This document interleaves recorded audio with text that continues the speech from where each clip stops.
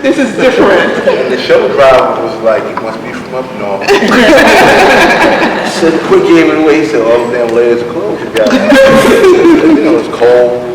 I was up all night, and I had the whole plane smelling like a pound of marijuana.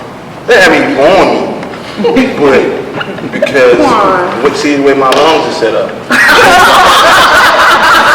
Okay, I'm putting that in the book. I know, but I'm stealing that. Right there, because I'll probably forget about it next time. That is hilarious. That's the way your lungs are set up. Yeah, and the dude sitting next to me on the plane kept looking like, and you're like, I don't have nothing on. yeah, I'm like, they were swallowing my hands and all that. I'm like, no, that's for real.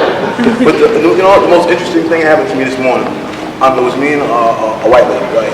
And we were both waiting to go through the security checkpoint. So she was like, my flight leaves. I think it was like 5:50, and she was like, my flight leaves at 6:15. So they parked the road and they ushered her to the front of the security line. So I said, bro, my flight leaves at 6:20. He's like, get back on the line. You got plenty of time. I'm like, okay, cool. And it's funny because me and the lady was on the same plane. Oh my God. I'm looking like, you know what? If I ain't have a plane, I'll catch you out. I don't with all that, man. You get doing that kind of stuff. Like, what makes her getting on the plane more important than me getting on the plane? You know, we both got somewhere to be. Yeah, but I think they look at us and they see us different. That's why so many of our boys are getting shot. Exactly. Because you could be white and go into school, shoot up 20 people, and come out alive. If you black, you walking down the street. 50-50. Did I ever tell you guys the hand story? I was with some of my friends one day. I had been published for maybe about 7 years by then. So, you know, every so often, I find myself in projects, you know, my friends, I don't do what they do, but, you know, I come around, we hang out or whatever. So, 2 guys I knew got into a fight. One guy got knocked out. So I'm standing there like, unconscious. Maybe we should call an ambulance. So we call an ambulance, but then we remember he got a crack in his pocket. So we're trying to find the crack to take it out of his pocket, and the undercover cop came up and was like, "Y'all robbing him." So I'm trying to explain to him, we're not robbing him. Like, we called, he's the one, you know. So we get into a word exchange, and I kept telling him, he kept, and I said, "Yo, you don't have to do that. Like, this dude is on the floor, what you here to do, you don't have to be pointing all in my face. I'm not a child." "Fuck you, motherfucker, this and motherfucker that." Dumbass me. Reflex, when he went like this, reflexively, I grabbed his arm and bent it behind his back. So now I'm like, damn. So now I'm holding him like, if I let him go, I'm gonna get shot or they gonna move my ass out here. So I finally let him go, and the cops start roughing me up. So they were like calling me a crack dealer or something, whatever they were calling me. And one of the little girls that was out there was like, he don't sell drugs, he's a rocker. So the police held my hands out like this and started stomping on my hands on the floor. Like, you'll never write again. And I'm like, it was just nasty. We got to tell something. I was, you know, me and my big mouth, like, you just mad. Bent your arm. And they was trying to throw me over the say it exactly that way. Then the cop, he was going to shoot me because I forgot to open the package or something. And he pulled his gun and his partner grabbed him. And I said, "You shoot me, you're going to die too. But I got people out here." So, like, you know, it was a whole crowd and the police thing, and like, you know, some of my friends are just that ignorant.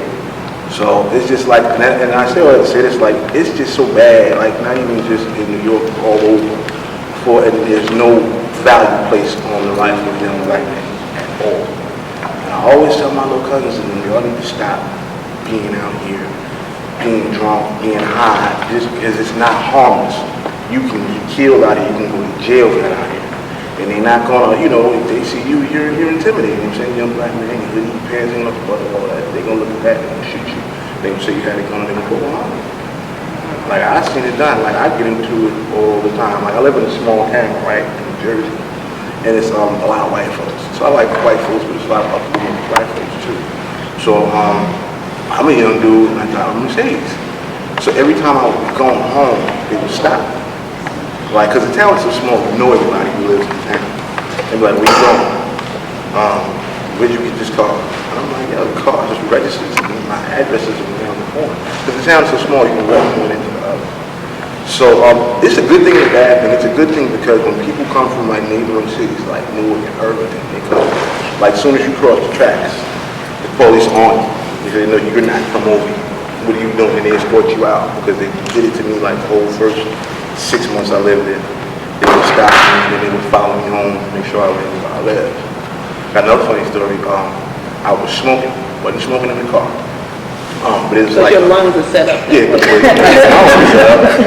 so I think I decided to go to the store. So I pull up at a red light, and the K9 unit pulls up next to me. So I'm trying to look straight ahead because I know I'm weak, and the dog is looking at the dog, so I'm walking, right?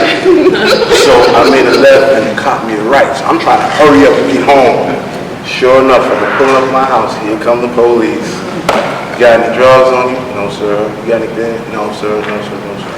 And my friends always make fun of me because whenever I'm approached by the police, I always answer yes, sir, no, sir. Why are you talking like that? Because that's keeping me alive. Like, you can't just be mouthing off to the police and, like, talking slick. They'll whoop your ass. They'll put a bullet in you. Yeah. So, it's just bad. Like, you know, like, stuff in Ferguson and, like, the whole trade Lamont thing. It's bad. You know, I am definitely fearful of the world that my kids are gonna grow up in. Cause like they don't understand. Like I take my little daughter when I take her to visit my family in the hood, she'd be like, sure, I don't know nothing about this. Like, you know, Daddy, you know all these guys. How you know all these guys? I'm like, well, you know, I grew up with them. Well, they don't look like you, they don't talk like you. And I'm like, I don't talk like that in front of you. But this is what I'm from. I'm not ashamed of what I'm from. Like, you should be thankful that you don't know nothing about this. You don't, they never had to step over pee in the hallways. You've always grown up. Daddy's always had nice cars because I was an established writer when he was born. But before then, like, see, my oldest daughter's a little different because I had her right as I got her. So she is a little more street smart. You know, I take my little daughter around my baby moms and her friends and their kids, and they be like, talk like a little white girl. I'm like, she doesn't talk like she uses proper English. Why you talk like that? It's like, you know, so it's just different. And kids, like especially raised like that, they're so innocent about the world, and they don't really know like what's out there and like what's waiting on them. And I completely strayed away from what I was supposed to be talking about, didn't I? Let me add a stray away too. We promote the book festival and we go around Kroger's and those type places, and we have our sign with all the, our famous authors on the sign, and our neighborhood is changing. I mean, it used to be a primarily black and white neighborhood, and now it's Hispanics and Asians and a lot of people. And when we try to promote and Gwen was selling those books too, and we was the blacks would come up and look at the book, look at the sign, nobody, and then some Hispanics. Now you got a really good following among Hispanic young folk, because we weren't getting anything. We were trying to say hello, buenos dias, and all kinds of things. Nothing. But the girls, a little girl, from one family, and then later on, a little boy from another family, young teenager, they recognize you. Oh, we know Quan, they can even speak English. That's amazing. Like, so I said that when you come down, I can tell you that you have the Hispanic young people recognize you for some reason. Good. They say, yeah, we know Quan. I said, good. Well, you know what's crazy? We open up a door for a lot of that stuff, television. With the Celebrity Crime Files and the Iceberg Slim documentary. It would definitely increase our visibility. Now, the craziest part about that, like, I'm not new, you know what I mean? I've been published like 12 years. But recently, over the last maybe 3 or 4 years, just different opportunities have been coming my way, different things. And I think that it was a result of that one day I really had to take a step back and evaluate myself. Like, it's cool, like, to be the hip dude, the drunkest dude in the room and all that good stuff, and you hang out with all the authors, all the other authors, and but sometimes when you keep company with a certain class of people, when you conduct yourself in a certain way, people are reluctant to extend those opportunities to you. When I went to do Celebrity Crime Files for the first time, I was supposed to do a small segment, right? So they were like, can you read from the script? So I'm trying to read from the script. I'm like, I can't do it. Can I just do it based on what I know about? I think it was Down Orange was the first. So I was talking, and the guy was like, stop. And he went and he got a bunch of white folks and came back in the room. And was like, do that again. And I'm like, do what again? And like, we were just talking, like, how am I talking?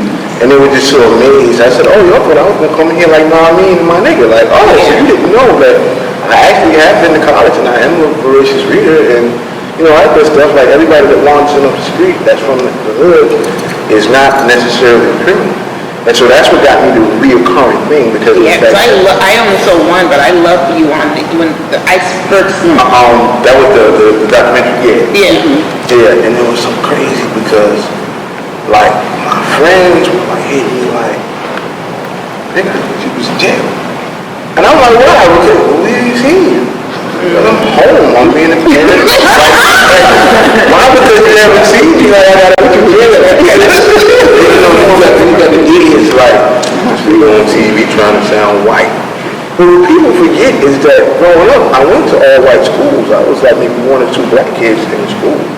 So I went to these schools, but I lived in the hood. So like I would be coming from school with my little penny loafers and my glasses, and I would have to fight every day. Become the nerd boy. But like I'm out there throwing, you know, so it was just a very different thing. So the thing is, and I think this is about the kids too, sometimes you feel like you don't want to be set apart from your friends, like if your friends are a certain way. So you kind of try to dumb yourself down so you're not the outcast. Like I had so many scholarship offers in college. I had my first scholarship offer in the 8th grade. But because I wanted to be hip and I wanted to fit in, like, you know, I started smoking weed, cut class, and then the scholarship offers stopped coming. You know what I mean? Then the next thing you know, damn, I'm barely making it out of high school. Then I got to college and I got very bored in college. And people always say, you went to college? Yes, twice. So it was like, I was very bored because I was an art major. So for me, like I've been drawing and painting since before I could read or write. So it was always a very natural thing. So the classes were slow. So I ended up dropping out, worked various jobs, sold some girls here, worked around a few places. And the last job I had, I was a junior stockbroker for this company called GPI Capital, which was down by the World Trade Center. And because I was the junior member in the office, every morning at 9 a.m. I would have to go into Krispy Kreme and get donuts for the office. So one day I'm just sitting there at my desk, and then the phones are ringing. Like if you ever been in like a stock phone, it's insane. Phones is ringing, people are yelling, it's just insane. So I was just like, I can't do it. You're like, what are you talking to? I'm just rambling myself like, I can't do it. Threw all my contact cards on the floor, took my tie off, and he was like, don't come back, we'll mail you a check. And the next day, 9/11. So everybody was calling around looking for me like, oh my God, like, where's Juan? Juan is hung over sleep because, you know, Juan quit his job and freedom. And so that was like my kind of like my wake up call, like, you know what, you're here to do something more. Now the writing aspect of it, some of you have heard this, some of you have not. I never wanted to be a writer. My mom was a writer. So my research into publishing came from trying to help her to publish. But she died before she could be published. So as my mother was dying, I started writing my first book. Like I would go and visit her in the hospital. And I would just, you know, getting my thoughts out. The next thing you knew, I had written a whole novel. And my mom, she died. Gangster came out in December. My mother died in September. So it was like she never got to see it. But it was kind of like a transitional thing. Like the worse off she got health-wise, the more potent I became as a writer. I didn't know it.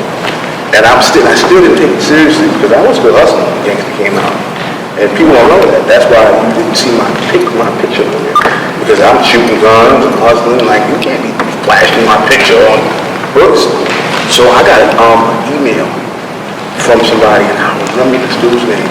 This was around the time I think my third book came out. And he was like, thank you, because I was thinking about me and my friend got into a beef. And I was planning on killing my friend. He said, but I read Gangsta. And something about the book, I guess it was the camaraderie between the two main characters, got to look how they didn't necessarily see eye to eye. They were friends. And he was like, I would have never forgiven myself if I had gone through it. So like your book helped to alter the course of my life. And I was like, wait a minute, because I had took it as a joke, you know, the whole Triple Crown thing, like, you know, it was a joke to me. But I think that was the moment when it became real. And I was like, you know what, people are paying attention. So I have to be more mindful. And it still wasn't until years later that I really like had that wake up call.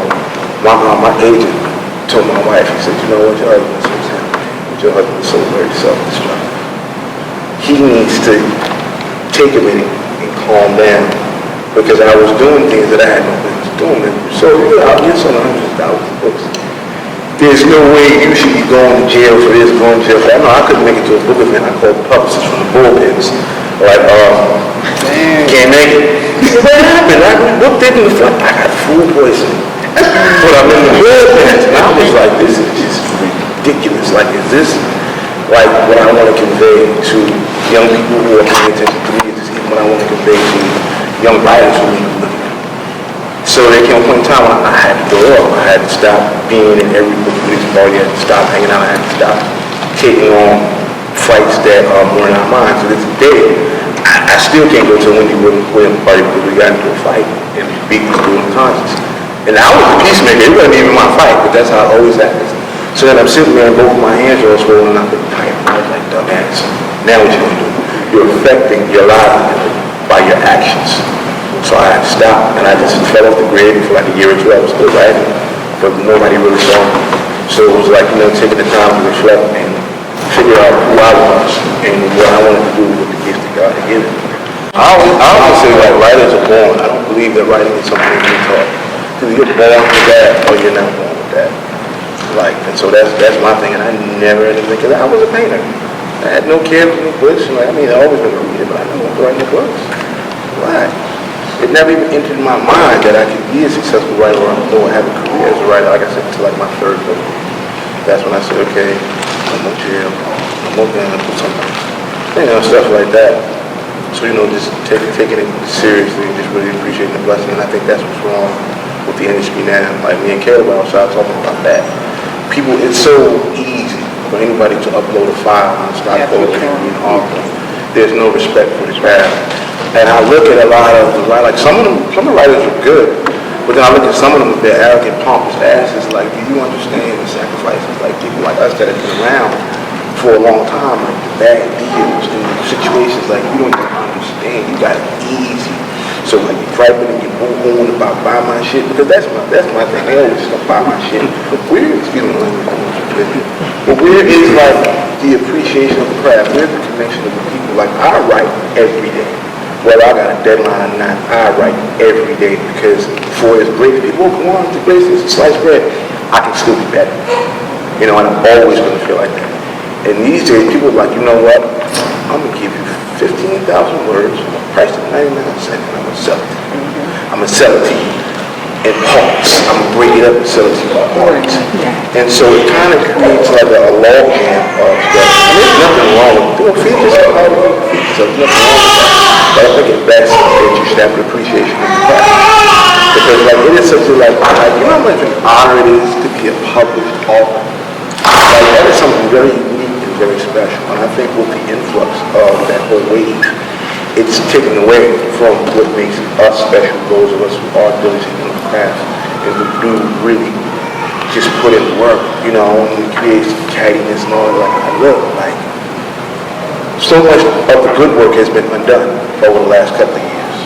And that's why people like us, you know, I know y'all know because y'all sit around with these big publishers and you hear how they talk about something. Like, you know, sometimes they have those mental lapses and forget that you are, you know, and they just talk and I just be like. And we had a big argument at Cash Money over Animal. Animal was 400 some pages. And they were like, okay, well, Animal 2 is coming out. So we want to make Animal 1 99 cents. I'm like, do that. And they're like, why? And I'm like, and I had to really kind of explain to them, like, yo, like, I'm a part of an elite class. That's right. You make my book 99 cents, you boot me in with the rest of the Negroes. You know what I'm saying? I said, I would rather give it away for free. 400 days, 99 cents, y'all are out of your mind. You can't do that to me, and I'm not going to stand for it. It's not like it's a short story, it's just 410 pages. Like, you are playing, like, you are disrespecting me by even suggesting that. And they're like, wow, we had no idea. And I'm like, I know you had no idea because to y'all, we are just, deadlines. You don't really give a shit about because once you stop selling, like that same editor that would kick in with you and have drinks with you, they don't want to get you. Because I've seen them do it to people. Like I've seen them throw writers away. And it's like bogus as hell. And that's why I be telling people like, yo, y'all are running around, y'all beating your chest. Bestseller that company paperbacks. Like that'd be my thing. Even if you're not, and it's not to say like paperback writers are better than ebook writers, but it's a different hustle. It's a different thing because like if you upload a book, a reader won't really know the difference between like how many pages is this, how many pages is that, like versus the paperback. They don't really know. So I'm like, you can't really pat yourself on the back and beat your chest because you haven't really accomplished as much as you think you have. And I think another thing with ebooks too is it stunts your social development because you don't have to get out and you don't have to talk to people. So you don't know how to talk to people. Have you guys ever listened to some of these motherfuckers talk? And I'd be like, what? Like somebody could translate it for me. So and it's like when you try to tell them like, look man, just be a little more humble. Like, hey, you feel threatened. You never feel threatened. I sold over $1 million. I would never feel threatened by you. You can't do it because what you eat don't make you shit. I'm gonna do what I do regardless. I'm just trying to tell you something that can make you help me down the line. It's not hating on you. I'm not getting money with you. You know what I mean? You're not stopping my money. So, like, and hate is a word that is just used for all hating. I can remember like many years ago, like when writers it was like, we all traveled together, we sold books together, and there was no caddies. There was nothing. Like we could all be 5 of us at a venue, and whoever sells the most, it don't matter. We all want to dinner afterward. Now it's like that. Why don't you what has that person ever done to you to make you say like that person they disrespect you, they disrespect the kids, just because they think they're all that. But why do you think that writer tell another writer, go on, think she's all that? Because what happened was they had sent me, how people I always get these people be fresh as they can, wherever they come from. And they be like, yo, I'm from where you from, so you're obligated to put me on. No, bro. So like, why? So if I don't give you the response, now you hate me, and you don't like me. But it's not that. It's not a personal thing. You can't just run down. And I'm sure y'all get through inboxes to Google Girls where they look at the write books and I'll be like, what's going on? That's really bossy. To approach someone you don't know from a can of paint, you ask them to do something outlandish, and if they say no, you mad. Like we did something wrong to you. So it's just. So what's the proper response for that again? I'm just curious. You don't even want to know because I be having to get real niggified with some of these things. Like, they'll tell you I was at the hall buffet dragging around the gym bag with posting different offers. Like, yo, you're posting some real slick shit on Facebook. Because I'm not going to ever feed into it on Facebook because it makes me look bad.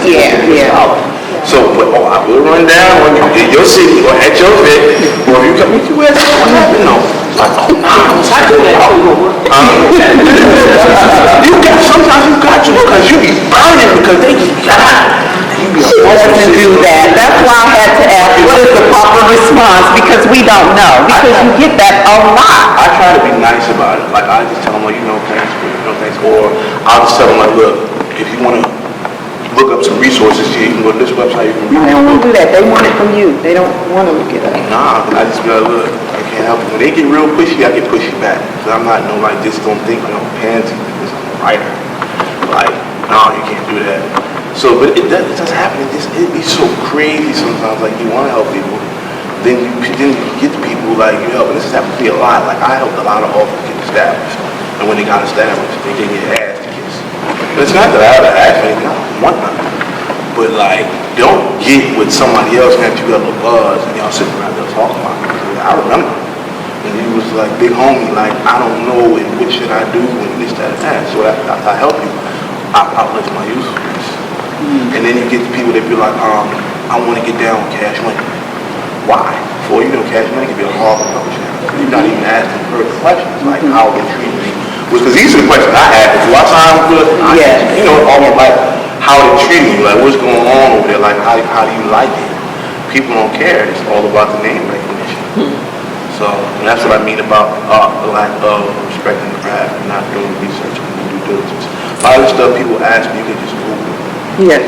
And that's what bothers me. Yes, that's Yeah, when people ask, I'm like, yo, you didn't even look to like, where can I get an ISBN number from?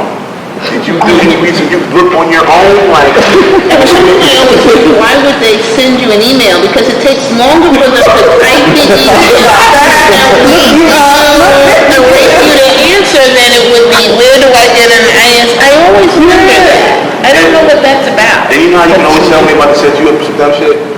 First and foremost, let me say I love all your work. And you know they ain't never read nothing. I'm like, which one is your favorite book? Austin.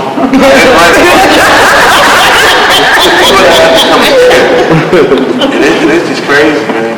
Do you still have your publishing company? Do you have a publishing company? But I do it in moderation because it's a private. Every 3 years I make rap like 3 or 4 trying to help them. And even with that, because it's like I found that if you sign 5 authors, right, 1 or 2 of them being genuinely want to learn, then maybe 3 or 4 of them just did a bullshit you waste your time for that name recognition. Say, okay, you know what, I'm on publish.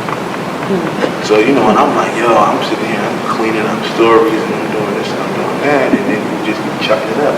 You're not pushing your work, you're not like, so I'm funneling money into your project. But you have to help me to help you. I can't just do it. I can't just slap my name on the front of your book and niggas want to sell. Because at the end of the day, people will give the book a second look because my name is on it. But it's the story that has to stand on its own. I can't help it unless I rewrite it, which I have done. But I'm like, I can't do that. You have to do that for you. You have to get on your own. You have to hustle.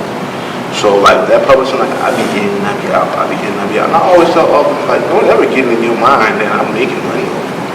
Because publishing, like the business of publishing, like you guys know, you got the Brown Girl Publishing going on. And it's like the first few months, you're just funneling money into it with a trickle-back return. So, you know, and then you get these authors like, must be stealing from me because my book was ranked number 20 on Amazon.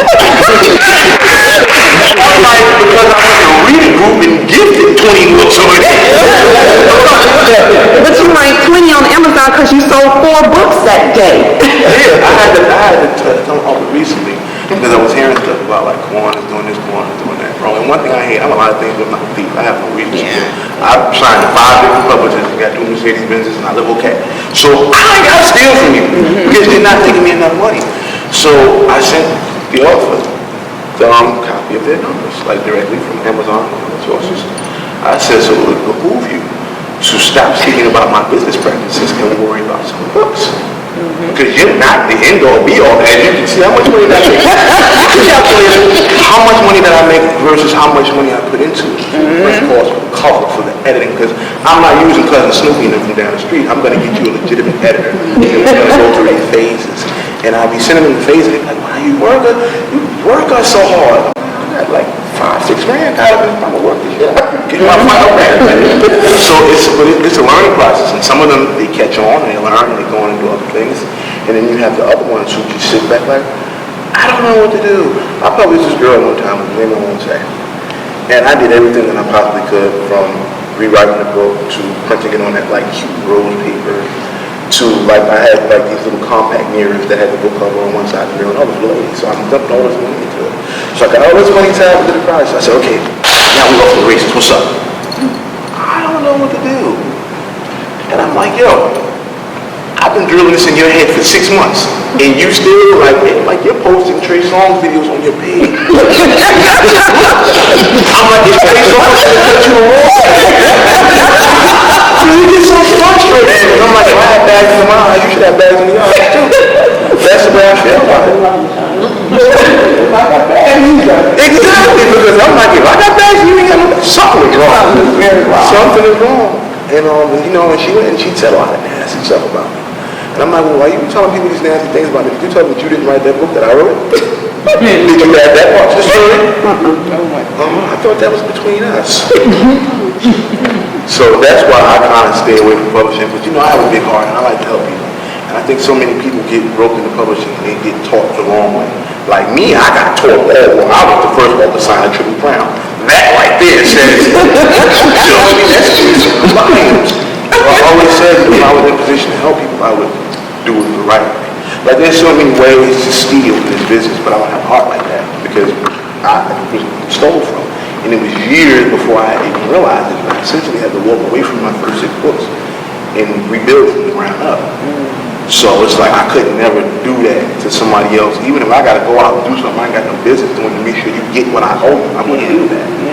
And people just don't get it. Like the Triple Crown days, because I made a lot of money with Triple Crown, but they were also taking a lot of money. But you know, it's like if you're a kid from the hood, you never really had nothing, and you get a royalty check for $25,000, you're like, oh, not knowing if she sent you 25, she cut 15. You know what I mean? It's not knowing. And you know, you're just so happy to be published. Like my first deal was supposed to be for $10,000. I'm like, okay, how many books you want? 10? Gotcha. $10. She's like, no. One book, you get $2,500 up front, $7,500 when the book is released. It took me, I want to say, a year and a half to get the other $7,500. And it came in pieces. And that's why, like, the battles she and I had was so epic. We were like rabid dogs. And people will always be like, well, why don't you go and why don't you blast her? Because that's not how I was brought up. That's not what I do. Because at the same time, for as wrong as she is what she's doing, she still gave me a shot. And nobody put a gun in my head and make me sign a man's contract, you know? So it's just like, and that's why you never hear me say anything bad about me. Yeah, I have never heard, like, I never knew you guys had issues. I thought you were the only one who worked out with her. I had to hit her one time, only one. And I had to tell her one day, like, you ain't gonna be satisfied until your son is walking home from school one day. He don't make it home. But that's how bad that got. Yeah. And she was like, you know, I never thought we would come to this point because we were cool. Like, I can remember a time when everything was good, but then it got bad. And it wasn't necessarily just, okay, you're doing bad business, but you're bumping your gums at the same time. Like, what? You must have forgot, dude. Like, when y'all came to get because I was so dumb, I didn't know how to email stuff. So she had to send Shannon to get the floppy disk for Gangsta on from me. Shannon came to the process. I'm outside making sales. I had a gun in one pocket and packing it up. And he's looking at me like, because I'm like, yeah, you know, and I'm really excited to be published. Give me 1 second. I mean, and he's looking at me like, get away from me, because you are reckless. I didn't know that. So, you know, we resolved our issues, and I got my first 2 books back, and I sold them to another publisher, to Carl. We have an interesting relationship because Carl has known me since before when I was doing stuff that I had in business. So some issues that some people have with him, I don't have them because I told him flat out, like, you don't have no issues with Carl. He knows you'll shoot him. Pretty much. It's a true story. I called him one day. I was sitting on the edge of the bed, and my wife rolled over, and she was like, what are you doing? He's feeling the bed moving. And I got on some surgical gloves, and I got 2 pistols on my lap. She said, where you going? I said, Long Island, I'll be right back. So I called Carl, and from the car, I'm like, Carl, what's up? He's like, yo, who is this? I said, come on. He's like, how did you get my number? I'm like, that's not important. I said, you around in the office? He said, yeah, why? I said, man, if you were the homies, you'd be there to holler at you in a minute.